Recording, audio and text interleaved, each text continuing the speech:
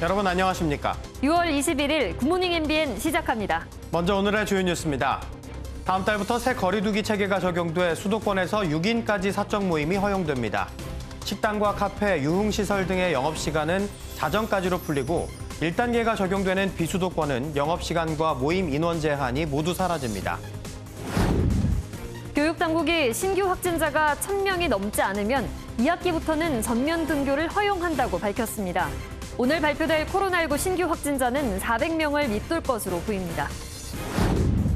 어젯밤 비공개 최고위원회의를 연 더불어민주당이 경선 일정을 결정하지 못하고 내일 의원총회를 열어 찬반 의견을 듣기로 했습니다. 윤석열 전 검찰총장 측은 대변인의 사퇴에 이어 이른바 엑스파일 논란까지 불거지면서 악재를 만났습니다. 오늘 한미일 3국 북핵 수석 부대표들이 만나 대북정책 공조 방안 등을 논의합니다. 미국 백악관 국가안보보좌관은 최근 김정은 북한 국무위원장의 대화 대결 준비 발언에 대해 흥미로운 신호라며 대화를 향한 분명한 신호를 기다리고 있다고 말했습니다. 지난 17일 경기도 이천 쿠팡 물류센터 화재 당시 스프링클러가 8분 동안 작동하지 않은 것으로 확인됐습니다. 순직한 김동식 구조대장의 연결식은 오늘 경기도청장으로 치러집니다. 절기상 하지인 오늘은 전국이 대체로 맑은 가운데 30도 안팎의 무더위가 이어지겠습니다. 동해안에는 동풍이 유입돼 선선하겠고 강원과 경기 동부 지역은 오후부터 비가 내리겠습니다. 절기 하지인 오늘은 전국 대부분 지역이 30도 안팎까지 올라 덥겠습니다. 다만 강원을 비롯한 동쪽 곳곳으로는 비 소식도 들어있는데요. 자세한 날씨 기상센터 연결해 알아보겠습니다. 민미경 캐스터, 오늘은 낮이 가장 길다고요? 네, 그렇습니다. 오늘은 1년 중 태양이 가장 높이 뜨고 낮 길이도 가장 길다는 절기 하지인데요. 어제와 비슷한 더위가 예상됩니다. 지도에서 보이는 붉은색 지역은 30도를 웃도는 곳입니다. 대구의 낮 기온 32도, 대전과 광주는 30도, 서울은 27도까지 올라 덥겠습니다. 반면 동풍의 영향을 받는 동해안은 강릉 22도에 머물며 비교적 선선하겠습니다. 한편 동쪽 곳곳으로는 비 소식도 있습니다. 강원도에서는 아침부터 밤까지, 경기 동부와 경북 동부는 오후부터 밤 사이 내릴 텐데요. 영동에서만 내일 오전까지 이어지겠습니다. 비의 양은 5에서 20mm 정도가 되겠습니다. 지금 전국이 대체로 맑은데요. 강원도는 대체로 흐리고요. 서해안에선 보이진 않지만 짙은 안개가 끼어 있습니다. 오늘 오후부터 가끔 구름이 많겠습니다. 경기 남부와 충남은 미세먼지 농도 종일 나쁨 수준, 그 밖에 수도권과 영서, 충북과 전북, 울산에서는 일시적으로 오전에 공기가 탁하겠습니다. 아침 공기는 선선하게 시작을 하고 있는데요. 낮에는 서울 27도, 춘천 27도, 전주 29도, 대구 32도, 안동 28도까지 올라 덥겠습니다. 날씨였습니다. 다음 달부터 2단계에서는 최대 8명까지 모일 수 있다는 거리두기 개편안에 상인들은 매출이 올라갈 것이라며 일제히 환영 의사를 밝혔습니다. 방역도 철저히 하겠다고 다짐했지만 일부 시민들은 코로나 백신 접종이 좀 더 진행된 뒤에 하는 게 낫지 않겠느냐며 우려를 나타냈습니다. 김보미 기자가 들어봤습니다. 수도권에서는 거리두기 개편안이 시행되는 7월 1일부터 우선 6명까지의 모임이 가능합니다. 단체석에서도 지금은 최대 4명까지만 모일 수 있는데 이제는 더 많은 사람들이 함께 식사할 수 있게 됐습니다. 너무 인원이 적고 시간도 짧아서 매출이 많이 떨어졌었는데 학생들 좀 많이 오고 또 늦게까지 장사하게 되면 매출이 오를 거라고 기대하고 있습니다. 카페와 코인 노래방을 운영하는 상인들도 더 많은 손님이 찾아와 주길 바랐습니다. 5분, 6분 와도 따로 앉아야 된다는 그런 것 때문에 많이 좀 나가시는 편이에요. 저희 입장에서는 아무래도 매출 증대가 좀 있지 않을까. 방역에 대해서는 저희가 할 수 있는 만큼 최선을 다하고 있기 때문에 조금 더 많이 찾아와 주셨으면 하는 바람입니다. 시민들은 이번 결정을 환영하면서도 한편으론 아직 조금 이르지 않을까 걱정하기도 했습니다. 백신을 좀 더 맞추고 그리고 코로나가 조금 종식이 된 다음에 5인 이상이 풀리는 게 시기가 아직은 좀 이른 것 같아요. 거리두기 개편이 또 다른 확산으로 이어지지 않도록 철저한 방역은 필수입니다. MBN 뉴스 김봄입니다. 도쿄올림픽에 출전하는 우간다 대표팀 선수단 중 한 명이 코로나19에 감염됐습니다. 선수단은 일본으로 출발하기 전에 백신도 맞았고 코로나19 음성 판정도 받았던 것으로 알려졌습니다. 전민석 기자가 보도합니다. 우간다 올림픽 대표 선수단이 일본에 도착했습니다. 출발할 땐 9명이던 선수 중 1명이 보이지 않습니다. 공항 검역 과정에서 코로나19에 감염된 사실이 확인돼 격리된 탓입니다. 일본에 도착한 올림픽 선수단 가운데 첫 감염 사례입니다. 우간다 선수들은 출발 전 전원 아스트라제네카 백신 접종을 마쳤고 PCR 검사에서도 음성이 확인된 바 있습니다. 일본의 요구 사항을 충실히 따랐는데도 자칫 방역망에 구멍이 뚫릴 뻔했습니다. 하지만 일본 정부는 여전히 안심 안전 올림픽을 자신하고 있습니다. 日本国民の安全安心、命と健康を守るのはこれは内閣総理大臣として私の仕事ですから、そこは私が責任を持って行うという、そういうことであります。 조직위는 아예 경기장에 관중을 10,000명까지, 개막식에는 관중을 2배 늘려 2만 명까지 들이는 방안도 검토하고 있습니다. 일본 내 여론은 싸늘합니다. 일본 국민 64%는 안전한 올림픽 개최는 불가능할 것이라고 답했습니다. 커진 방역 우려에 올림픽 개최 반대 시위도 연일 계속되고 있습니다. MBN 뉴스 전민석입니다. 브라질은 코로나19 사망자가 50만 명을 넘으면서 민심이 들끓고 있습니다. 보우소나루 대통령이 앞장서서 방역 조치를 무시하고 있기 때문인데요. 프랑스에서는 통금 해제 하루 전에 벌어진 불법 파티로 충돌이 빚어지기도 했습니다. 이기종 기자입니다. 브라질 최대 도시 상파울루 거리를 시위대가 가득 메웠습니다. 리우데자네이루와 수도 브라질리아 등 브라질 전역에서 시민들이 쏟아져 나왔습니다. 해변에는 코로나19 사망자 50만 명을 기리는 장미꽃 500송이가 놓였습니다. 시민들의 분노는 코로나19가 가벼운 독감에 불과하다고 했던 보우소나루 대통령에게 향했습니다. A gente tem no comando do país presidente que é totalmente omisso às necessidades do povo brasileiro. A gente está no meio de uma pandemia e tudo que o presidente faz é desserviço para a população brasileira. Ele incentiva as pessoas a saírem sem máscara, ele propaga remédios que não têm nenhuma comprovação científica. 보우소나루 대통령은 백신을 맞지 않겠다고 하는가 하면 지난해 3월 이후 최소 84번의 대중집회에 참석했습니다. 여기에 다른 나라가 개최를 꺼려 무산될 뻔한 코파 아메리카컵을 자발적으로 유치하면서 시민들의 분노는 극에 달했습니다. 하지만 보우소나루 대통령은 코로나19에 대한 언급을 피하고 시내가 마비됐다는 등 시위를 깎아내리는 데만 집중하고 있습니다. 현지 시간 19일 프랑스 북서부의 한 경마장 인근 잔디밭. 최루탄이 터지고 화염병이 등장합니다. 경찰이 오후 11시 통행금지 조치를 어긴 불법 파티를 단속하자 참가자들이 저항한 겁니다. 프랑스는 다음 날인 20일부터 통금을 풀 예정이었지만 하루를 참지 못해 벌어진 일입니다. 밤샘 충돌 끝에 한 참가자가 한쪽 손을 잃는 중상을 입었고 경찰 5명이 다쳤습니다. MBN 뉴스 이기종입니다. 당장 열흘 뒤면 새로운 거리두기가 적용되죠. 이번 조치가 어떤 배경에서 나왔고 달라지는 점으로 우려되는 부분은 없는지 오지혜 기자와 알아보겠습니다. 안녕하세요. 네. 오 기자, 먼저 다음 달부터 이 가장 큰 변화, 결국은 모임 허용 인원이 바뀌는 거랑 이 식당 영업시간 바뀌는 거 이런 게 있겠죠? 네, 그렇습니다. 지역별로 그런데 좀 다르게 적용됩니다. 예. 수도권은 주간 평균 환자 수가 326명으로 지역 유행이 이어지고 있어서 단계적 완화를 하고요. 비수도권은 환자 발생 상황이 안정적이라 당장 열흘 뒤면 모이는 사람 수도, 시간도 제한이 없어집니다. 예. 일단 수도권은 4명까지만 만나던 것을 6명으로 늘렸다가 오는 15일부터는 다시 8명까지 확대합니다. 또 식당과 카페, 노래방, 유흥주점 등의 밤 10시 영업 제한은 자정까지 늘어납니다. 다만 수도권은 기존과 같이 결혼식과 장례식 등 100인 이상 행사는 금지되는데 종교시설에서는 좌석의 20%까지만 사용 가능했던 것이 30%로 확대됩니다. 네.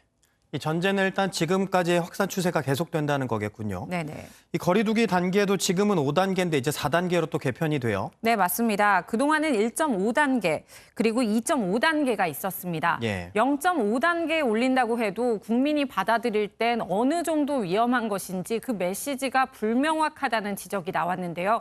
이번 단계 개편엔 이 같은 의견이 그래서 반영됐습니다. 예. 1단계는 유행을 억제할 수 있다고 판단할 때 적용하고요.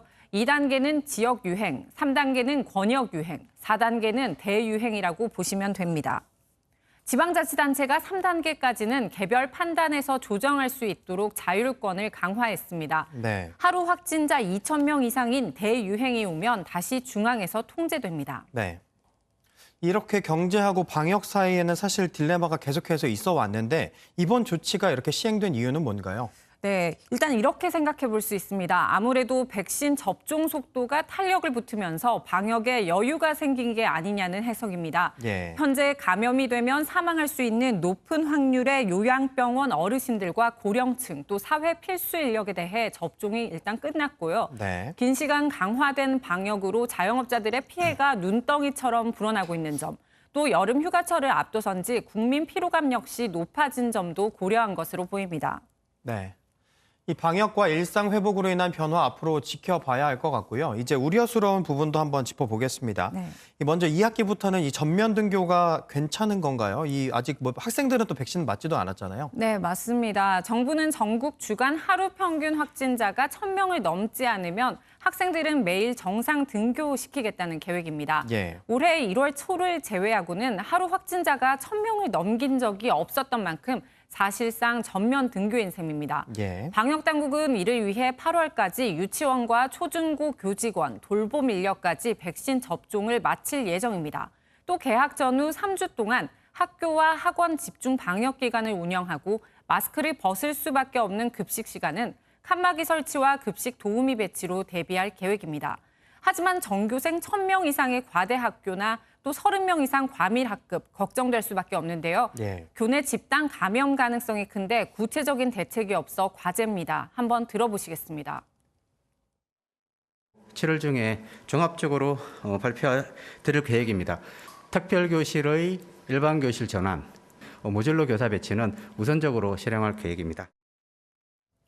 그런데 이 영국에서는 국민의 80%가 백신을 맞았는데 이 바이러스 확진자가 지금 뭐 10,000명씩 또 나오고 있는 상황인데요. 네. 이렇게 느슨하게 가도 되나 이런 우려도 계속 나오더라고요. 네, 맞습니다. 방역당국도 전문가도 가장 크게 우려하는 게 변이 바이러스입니다. 영국도 델타 변이가 빠르게 확산하면서 성인 인구 80%가 백신을 무려 맞았는데도 하루 확진자 수가 10,000명대로 치솟았습니다. 우리 정부가 고위험군인 고령층 접종을 서두르면서 이번 새 거리두기를 적용하기로 했지만 마냥 안심할 수는 없습니다. 국내에서도 델타 변이 바이러스 감염은 155건이 이미 확인됐거든요. 예. 이 델타 변이가 인도발 변이 바이러스인 거죠. 그런데 네네. 이게 왜 우려스러운 건지 조금 더 설명해 주시죠. 네, 말씀하신 대로 델타 변이는 지난해 말 인도에서 처음 발견된 변이 코로나19 바이러스입니다. 예. 영국발 알파 변이보다 전파력이 60% 더 강하고요. 영국과 러시아 등 이미 80개국에 확산됐습니다.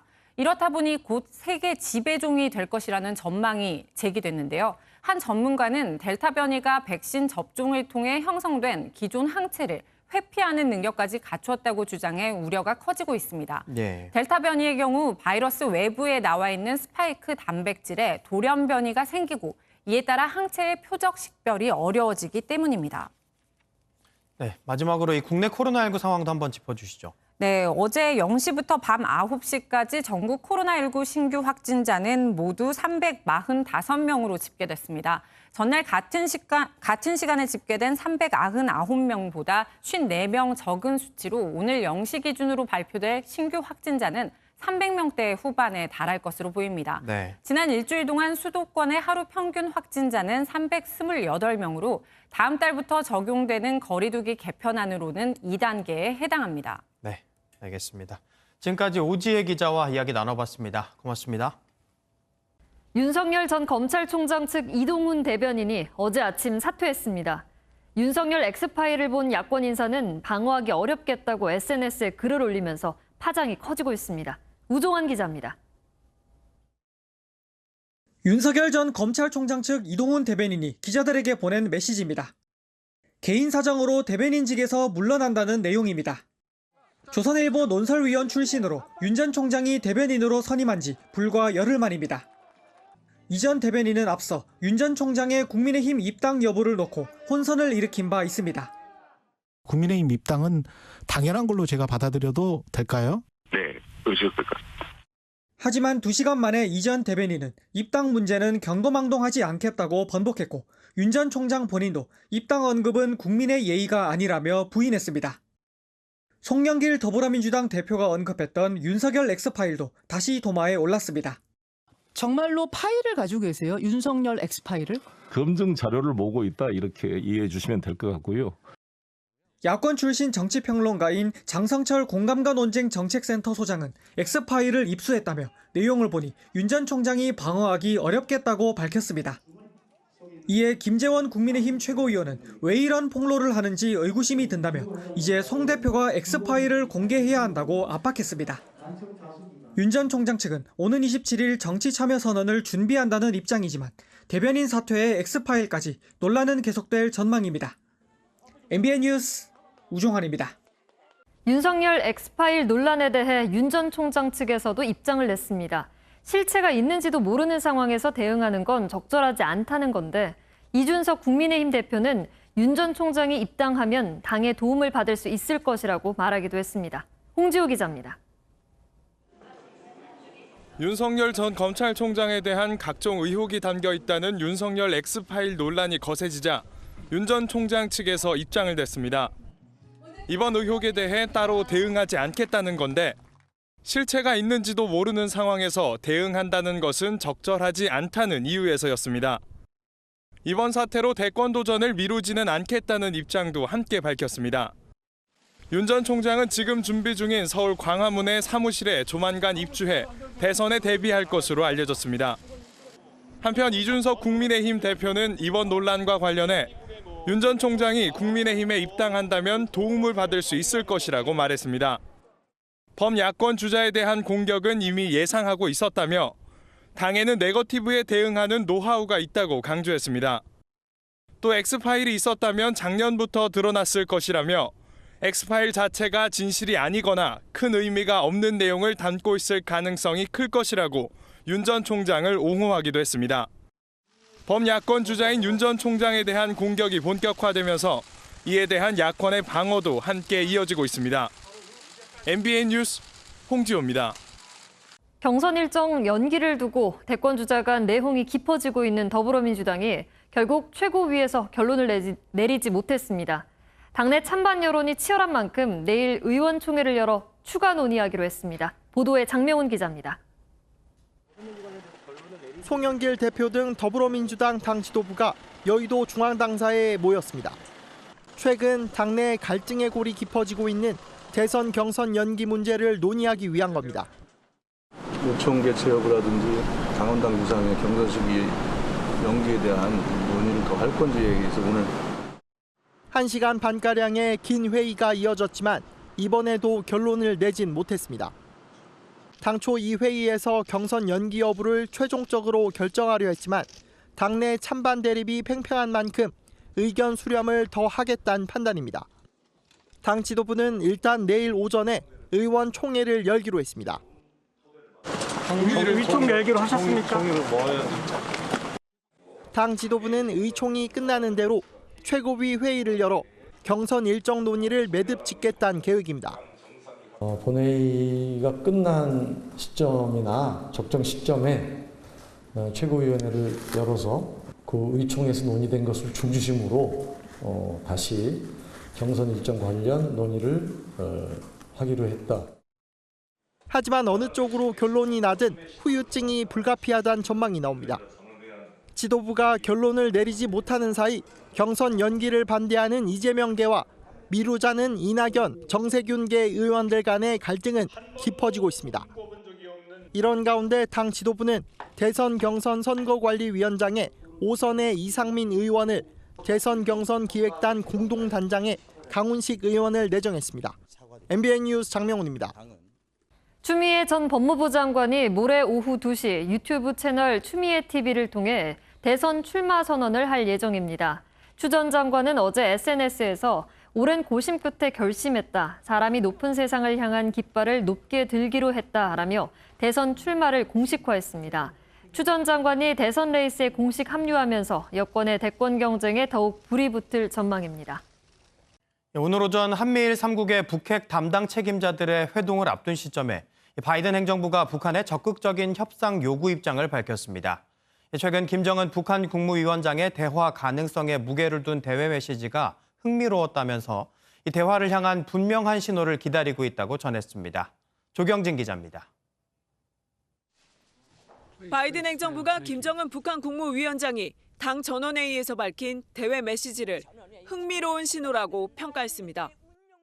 평화적 환경과 국가의 안전을 믿음직하게 담보하자면 대화에도 대결에도 다 준비되어 있어야 하며 제이크 설리번 미 백악관 국가안보 보좌관은 미국은 한반도의 완전한 비핵화를 위해 북한과 원칙에 입각한 협상에 관여할 준비가 돼 있다고 재차 강조하며 북한이 테이블에 앉을 준비가 됐는지 분명한 신호를 기다리고 있다. 분명한 신호란 그래 해보자, 협상을 시작하자고 말하는 것이라고 밝혔습니다. 4박 5일 일정으로 한국을 방문한 성김 미 대북 대표는 오늘 한미일 협의를 시작으로 본격 행보에 나섭니다. And I'm looking forward to productive meetings with Special Representative No and other colleagues in the Korean government, as well as Director General Funakoshi and his colleagues from Japan. 실용적이고 외교적인 접근을 강조해온 바이든 행정부가 북한의 적극적인 협상을 요구하는 한 발 더 나아간 모습을 보이면서 성김 대표의 역할에 관심이 집중되는 상황. 이런 가운데 국가안보전략원은 김 위원장이 대화 재개를 고려한다면 다음 달 11일 북중 우호조약 20년을 전후한 시점에 중국을 먼저 방문할 가능성이 크다고 예상했습니다. MBN 뉴스 조경진입니다. 박범계 법무부 장관과 김호수 검찰총장이 휴일인 어제 오후 약 1시간 반 동안 만나 검찰 중간급 간부 인사 방안을 협의했습니다. 회동 이후 법무부는 이번 달 안에 검찰 인사위원회를 열고 검찰 중간급 간부 인사를 발표할 예정이라고 밝혔습니다. 빠르면 이번 주나 늦어도 다음 주 초에 중간급 간부 인사가 단행될 예정인데 주요 권력 수사를 맡아온 일선 수사팀의 교체 여부에 관심이 쏠립니다. 경기도 이천 쿠팡 물류센터 화재 초기에 스프링클러가 약 8분간 작동하지 않은 것으로 확인됐습니다. 닷새째 진화 작업이 계속되는 가운데 순직한 김동식 구조대장의 장례식이 오늘 열릴 예정입니다. 김태림 기자입니다. 새까맣게 탄 건물 사이로 뿌연 연기가 새어나옵니다. 지난 17일 발생한 화재로 앙상하게 뼈대만 남은 쿠팡 물류센터의 모습입니다. 화재 피해가 커진 원인에 대해 여러 주장이 나오는 가운데 화재 당시 스프링클러가 8분 동안 제대로 작동하지 않았던 것으로 파악됐습니다. 원칙적으로 폐쇄하면 안 되는 겁니다. 또 오작동이 많고 그렇습니다. 2번이면 이건 가짜야 또 이런 부분도 있고요. 그런 상황에서 이번에도 아마 8분 정도 꺼놓은 거로 저희가 현재까지는 확인하고 있습니다. 소방의 잔불 진화 작업은 계속되고 있습니다. 경찰은 확보한 CCTV를 통해 최초 발화 지점을 확인한 상태지만 불이 전부 다 꺼진 뒤 정확한 원인 파악을 위해 현장 감식을 할 예정입니다. 한편 화재 현장에서 숨진 경기도 광주소방서 김동식 구조대장의 빈소에는 추모 발길이 이어졌습니다. 소방령으로 1계급 특진한 김 대장의 장례는 오늘 오전 경기도청장으로 치러지며 고인의 유해는 국립대전현충원에 안장됩니다. MBN 뉴스 김태림입니다. 서울의 한 오피스텔에 친구를 감금하고 살인한 혐의를 받는 피의자들이 친구의 행방을 모른다고 답했던 것으로 나타났습니다. 당시 피해자는 사실상 감금 상태에 있었는데 경찰은 이들의 거짓말을 믿고 적극적으로 나서지 않아 부실 수사 논란이 일고 있습니다. 김경기 기자입니다. 지난 4월 30일 피해자 박모 씨의 아버지가 두 번째 가출 신고를 하자 경찰은 며칠 뒤 피의자 중 한 명인 안모 씨와 통화를 했습니다. 경찰은 친구인 박 씨와 같이 있는지를 물었지만 안 씨는 잘 모른다고 답했습니다. 경찰은 한 달 뒤인 이달 4일에도 다른 피의자 김모 씨에게 전화를 걸었는데 역시 박 씨의 행방을 모른다는 답변을 들었습니다. 두 사람 모두 명백한 거짓말이었고 결국 박 씨는 싸늘한 주검으로 발견됐습니다. 왜 강도하셨나요? 지난 3월 말 피의자들과 함께 서울로 온 뒤 박 씨는 자유롭게 활동하거나 의사 표현을 할 수 없는 감금 상태에 놓여 있었습니다. 특히 경찰은 피의자 두 사람과의 통화는 물론 박 씨와도 5차례나 연락하면서 유난히 말을 더듬는 등 박 씨가 이상 징후를 보였는데도 적극적인 조치를 취하지 않았습니다. 부실 수사 논란이 이는 대목입니다. 경찰은 박 씨가 실종아동법상 강제로 소재 파악이 가능한 대상이 아니어서 대처에 한계가 있었다는 입장입니다. 피의자 두 사람에겐 살인죄보다 무거운 특가법상 보복살인죄가 적용될 가능성도 있습니다. 경찰은 오늘 수사 결과를 발표하고 내일 검찰에 사건을 넘길 예정입니다. MBN 뉴스 김경입니다. 한국전력이 다음 달 1일부터 적용하는 3분기 전기요금 인상 여부를 오늘 발표합니다. 올해부터 연료비 연동제가 도입된 가운데 국제 유가가 오른 점을 고려하면 인상이 예상되지만 최근 인플레이션 우려에 요금을 동결할 것이라는 전망도 나옵니다. 앞서 정부는 공공물가 인상을 자극하고 서민 가게에 부담을 줄 수 있다는 이유로 2분기 전기요금 인상을 유보한 바 있습니다. 미술은 우리가 눈으로 볼 수 있는 것을 그대로 표현하기도 하지만 때론 상상 속 내용을 선보이기도 하는데요. 힘찬 붓질과 볼록한 점들이 새로운 세계를 만들어냈습니다. 이동훈 기자가 보도합니다. 일필휘지의 검은 선들이 마치 춤추는 듯합니다. 단색화 거장인 이강소 작가가 개인전 몽유를 열었습니다. 꿈속에서 논일다라는 제목의 뜻처럼 다양한 이미지가 떠오릅니다. 무채색을 주로 선보여왔던 작가는 생동감 넘치는 회화로 변화를 꾀했습니다. 이 멋진 색깔을 놔두고 내가 뭐 했나. 그래서 이 색을 써보자. 이래서 색을 이렇게 또 강하게 쓰게 된 동기가 됐습니다. 색이 저를 유혹을 한 거죠. 볼록하고 투명한 점들이 하나의 형상을 이룹니다.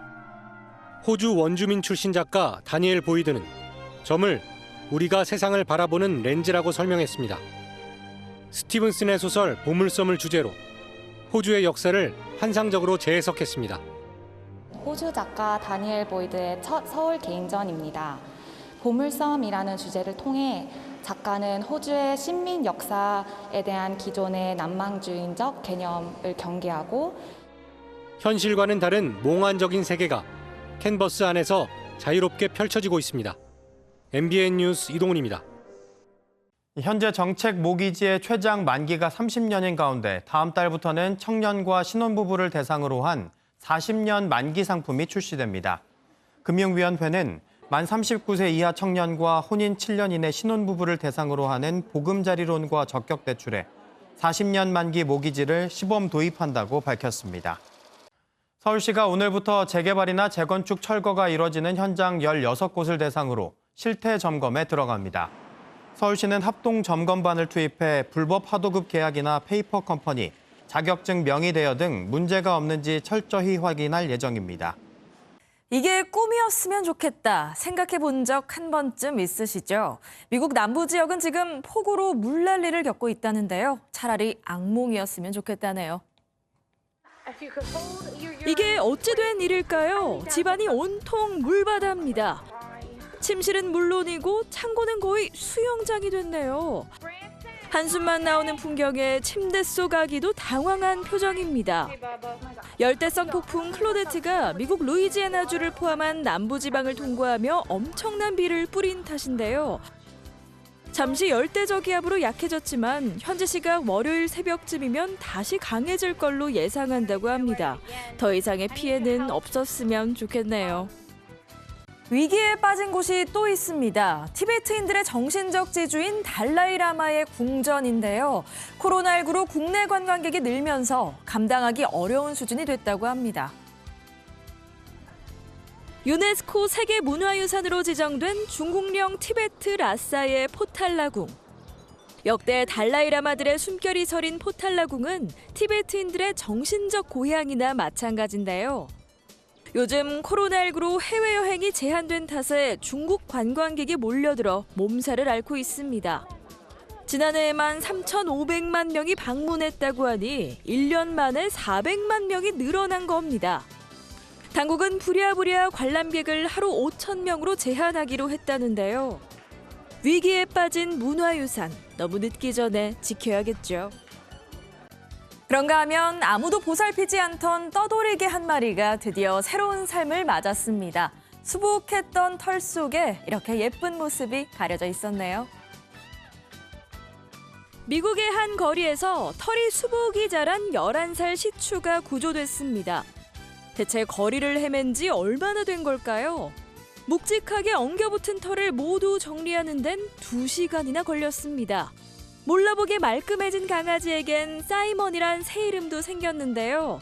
SNS에 사이먼의 영상이 올라가자 조회수가 3,500만 회를 돌파할 정도로 큰 인기를 끌었습니다. 저 멀리 캐나다에서 직접 데리러 오겠다는 등 입양 요청도 많았다고요. 동물보호단체는 유기동물에 대한 관심이 이번 일에서 끝나는 게 아니라 앞으로도 계속됐으면 좋겠다네요. 지금까지 굿모닝 월드였습니다.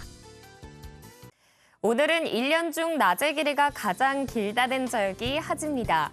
해가 새벽 5시 11분에 떠서요. 저녁 8시가 다 돼서야 집니다. 무려 14시간 46분이나 해가 떠 있는 겁니다. 오늘 어제와 비슷한 더위가 예상됩니다. 서울의 낮 기온은 27도, 대전과 광주는 30도, 대구는 32도까지 올라 덥겠습니다. 반면 동풍의 영향을 받는 동해안은 강릉 22도에 머물며 비교적 선선하겠습니다. 한편 동쪽 곳곳으로는 비도 내립니다. 강원도에선 아침부터 밤까지, 경기 동부와 경북 동부는 오후부터 밤사이 내릴 텐데요. 영동에서만 내일 오전까지 이어지겠습니다. 비의 양은 5에서 20mm가량이 되겠습니다. 지금 전국이 대체로 맑은데요. 강원도는 흐린 하늘 보이고 있습니다. 여기에 서해안을 중심으로는 짙은 안개도 끼어있는 상황입니다. 오후부터 가끔 구름 많겠습니다. 경기 남부와 충남은 종일 공기가 탁하겠고요. 그 밖에 수도권과 영서, 충북과 전북, 울산에서는 오전에 일시적으로 미세먼지 농도 나쁜 수준을 보일 수 있겠습니다. 이 시각 기온 살펴보시면 서울은 19.8도, 대전은 20.4도로 출발하고 있는데요.